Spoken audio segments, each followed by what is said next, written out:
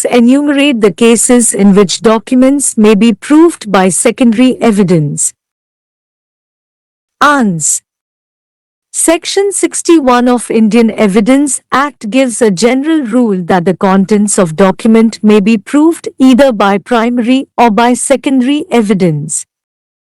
Word document has been defined in Section 3 of Evidence Act. Document means any matter expressed or described upon any substance by means of letters, figures or marks, or by more than one of those means intended to be used or which may be used for the purpose of recording that matter. Section 62 says that primary evidence means the document itself produced for the inspection of the court.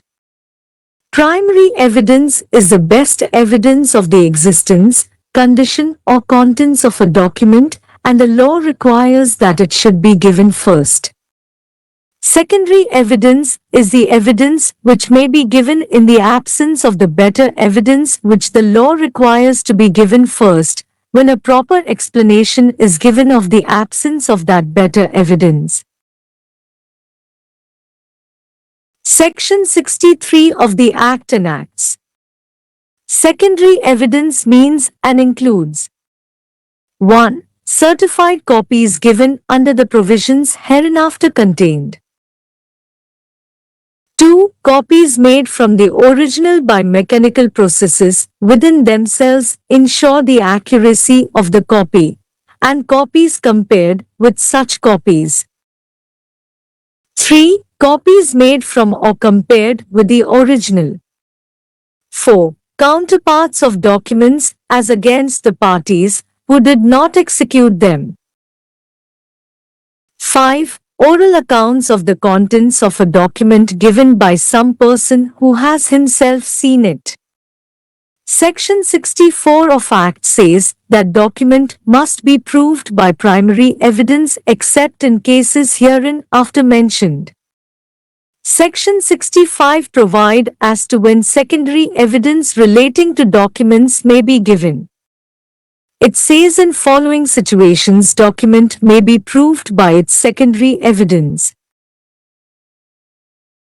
I. When the original is shown or appears to be in the possession or power of person against whom the document is sought to be proved. 2. When the original is in possession or power of person out of reach of or not subject to the process of the court.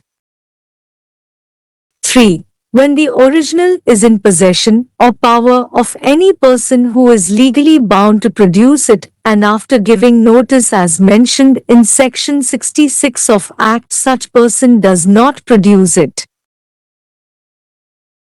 4. When the existence, condition, or contents of the original have been proved to be admitted in writing by the person against whom it is proved or by his representative in interest.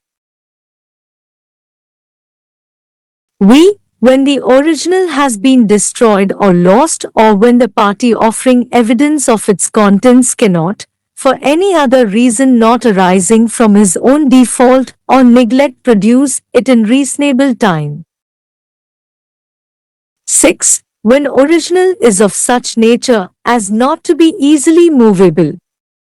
7. When original is a public document within the meaning of Section 74. 8. When the original is a document of which a certified copy is permitted by this Act or by any other law in force in India, to be given in evidence. 9. When the original consists of numerous accounts or other documents which cannot conveniently be examined in court, and the fact to be proved is the general result of whole collection.